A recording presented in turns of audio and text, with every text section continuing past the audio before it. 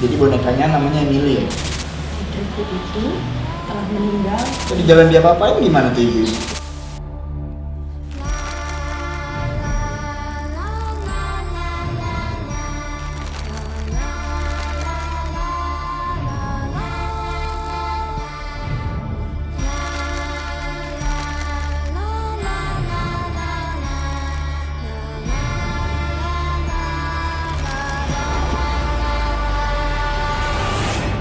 Halo, selamat datang pecinta horor. Kembali lagi bersama saya Ren di sini dan teman saya Nanda. Nah, jadi di episode kali ini Buku Hitam tuh akan membawakan sebuah segmen baru. Segmen baru nih ya. Tentang apa tuh?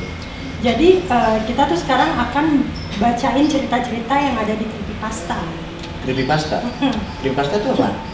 Nah, jadi Creepypasta itu sebuah website yang isinya tuh kumpulan cerita-cerita horor. Cerita horor? Tapi ini beda gitu.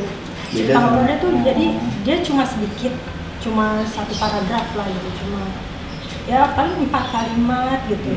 Nah tapi di dalamnya itu pasti ada plot twistnya dari cerita itu. Aduh, penasaran banget gue nih. Nah, kan? Serem nggak tapi? Gimana kalau kita langsung iya. bacain aja deh biar bisa kita komentarin juga. Oke lah. Kita mulai sekarang? Boleh. Oke, jadi yang pertama judulnya Anak Perempuan.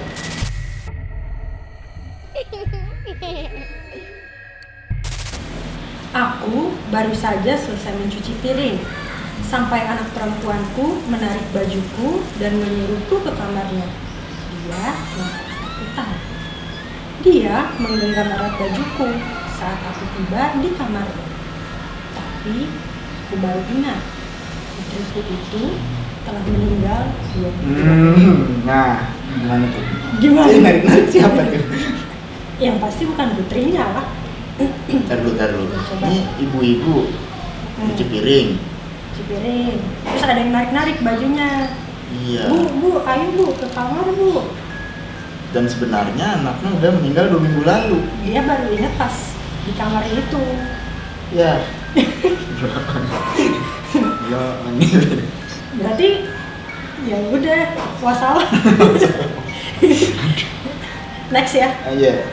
Yang satu begitu tuh. Iya. Serem gak sih? Serem sih kalau jadi ibu. Kalau jadi ibu serem. Masih cetek lah, lanjut coba. Yang kedua, Hmm. petak umpet.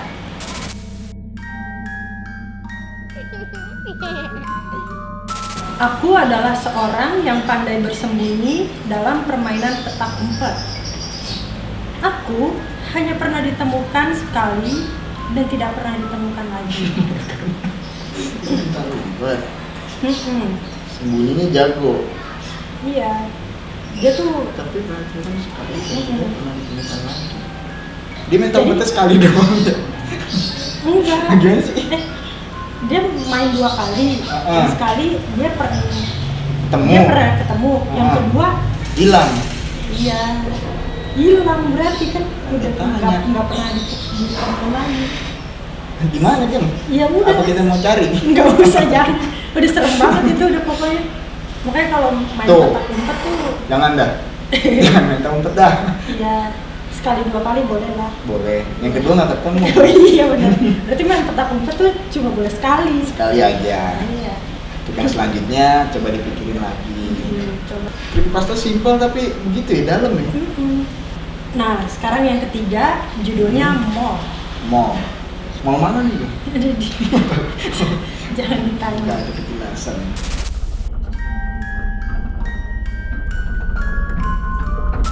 Seorang wanita baru saja hendak memasukkan tas-tas belanjaan yang dibawanya dari mall ke bagasi mobil ketika tiba-tiba dihampiri oleh wanita tua.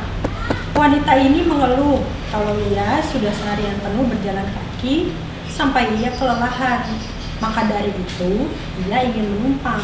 Si wanita pun memperbolehkannya. Namun, mendadak ia merasakan firasat aneh saat nenek tua itu naik ke mobil. Dengan agak ketakutan, wanita ini berkata kalau kartu kreditnya hilang dan hendak kembali mencari ke dalam mall. Si wanita tua pun menjawab Kalau ia akan menunggu di mobil saja. Wanita itu segera bergegas ke mall. Lalu di sana dia memberitahu satpam tentang situasinya. Mereka berdua pun menuju ke mobil si wanita dan mendapati nenek-nenek tua sudah tidak ada. Namun kelihatannya si nenek begitu terburu-buru hingga lupa membawa tasnya. Setelah tas itu digeledah, mereka menemukan daster manila, rambut ubanan palsu, pisau daging besar, dan segulung lakban karet. Coba. Bentar. Nah, berarti ibu-ibu tuh beruntung. Iya. Dia kehilangan kartu kreditnya gitu kan. Tapi alhamdulillahnya Alhamdulillahnya ya. neneknya nggak jadi dibawa tuh, mau ditolongin ke mobil atau di mobil. Tadi jalan dia apa-apain gimana tuh ibu? Nah, itu dia si creepy-nya. Creepy banget ya. Next, judulnya Video Call.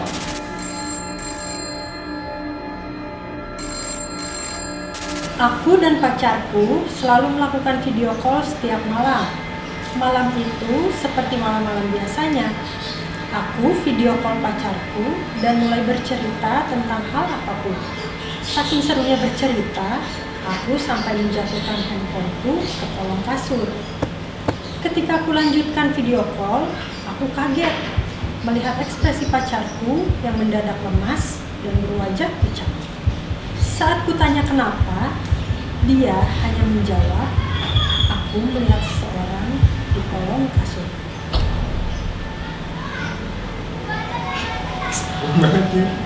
Serem gak sih? Serem lah Pak. Lagi video call, HP HP-nya jatuh. jatuh. Pas diambil lagi, Ngeliat pacarnya tuh pucet, ngeliat ada orang di bawah kasur. iya, kamu kenapa gitu. Kok kamu pucat? Terus Pucet, sakit kuning. Kalau udah sampai pucet kan berarti ini serem banget ini yang di bawah kasur. iya, yang di bawah kasur berarti dia mau ngapain? Kita positif aja. Siapa tahu dia jagain pacar ceweknya.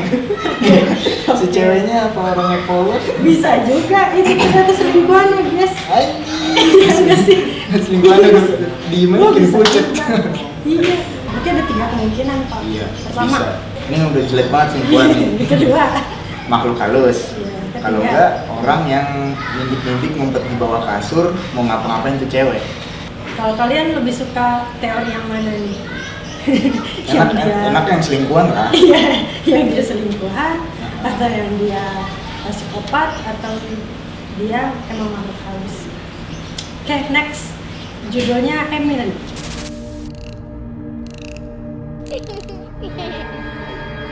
Aku sangat membenci Emily. Tatapan matanya selalu membuatku takut.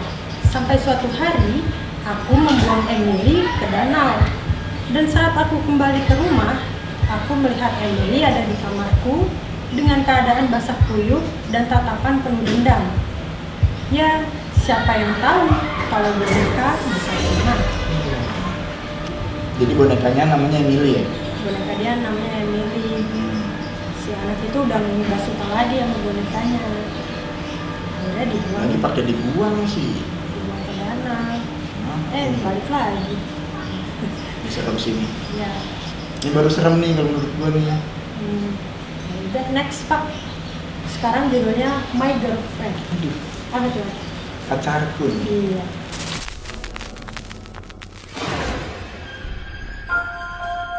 Aku melihat ponselku. Sebuah pesan masuk dari pacarku. Aneh, padahal ponselnya ada di laciku. Oh, aku baru ingat bahwa kedua tangannya masih kusimpan di samping ponsel. Jadi tangannya bergerak. Iya. Tapi kalau dipotongnya masih 2 hari mah masih nyambung sarafnya katanya. Iya beneran. 2 hari apa berapa gitu masih bisa gerakin geraknya. Cacing dia. Mimikri. Ya udah, next. Kecelakaan. Nah ini nih, biasanya deket nih sama horor kecelakaan. Coba.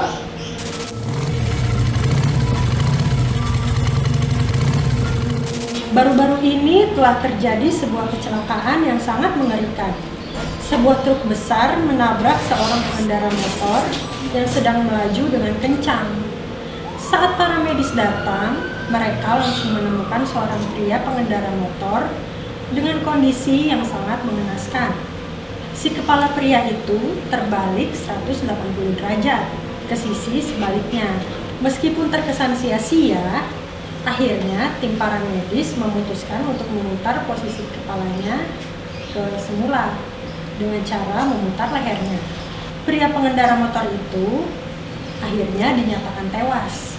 Sebagai dokter yang bertugas untuk mengotopsinya, ternyata aku baru sadar bahwa pengendara motor ini menggunakan jaket secara terbalik. Wah, secara nggak langsung berarti dokter yang ngebunuh nih. Ya, pelintir sama dia. Tapi kenapa dia pakai jaket terbalik? Bapak sih bang. Pria pasti bapak yang suka pakai kebalik. Yang ngindarin masuk angin tuh. Wah, soalnya settingnya rusak. Iya kan itu. Kebalik.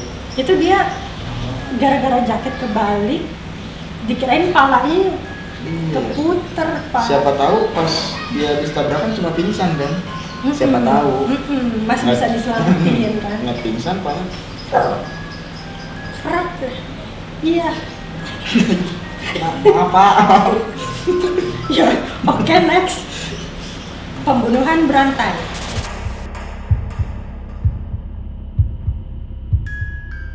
Beberapa hari belakangan, warga sekitar tempat tinggalku dibuat cemas oleh beberapa kasus hilangnya anak-anak remaja seusiaku.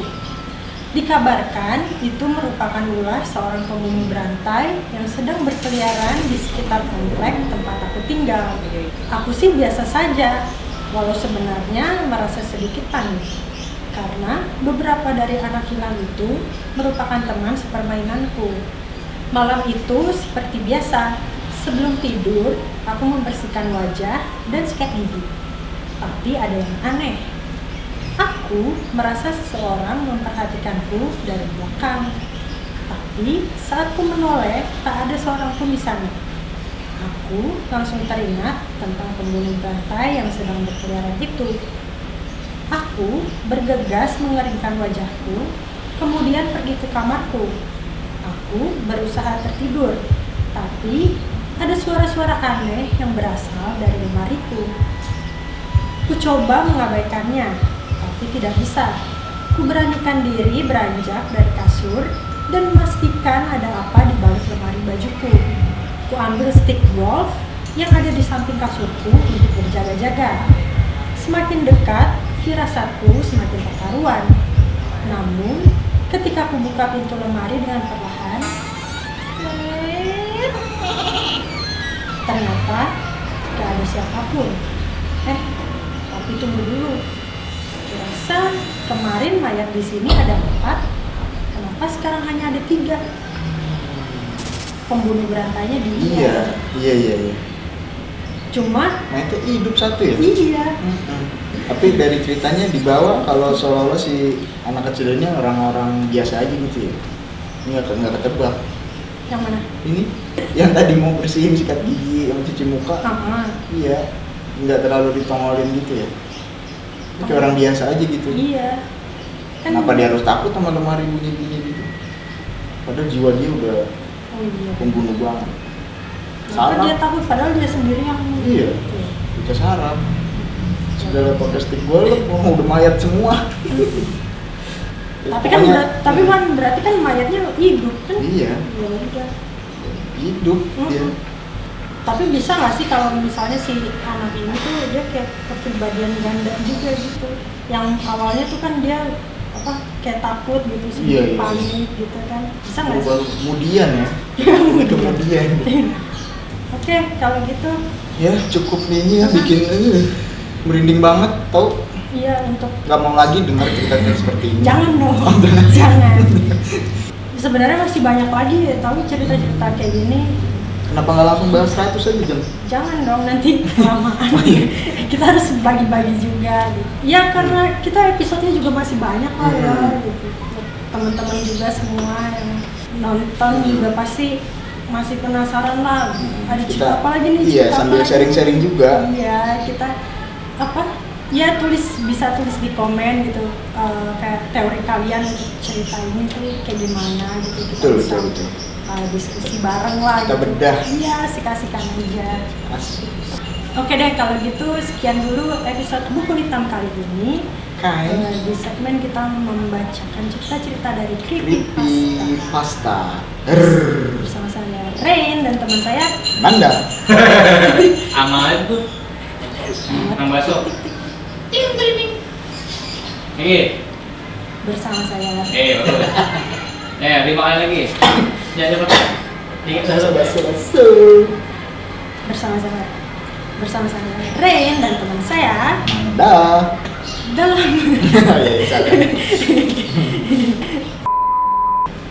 dengan saya Rain dan teman saya Nanda.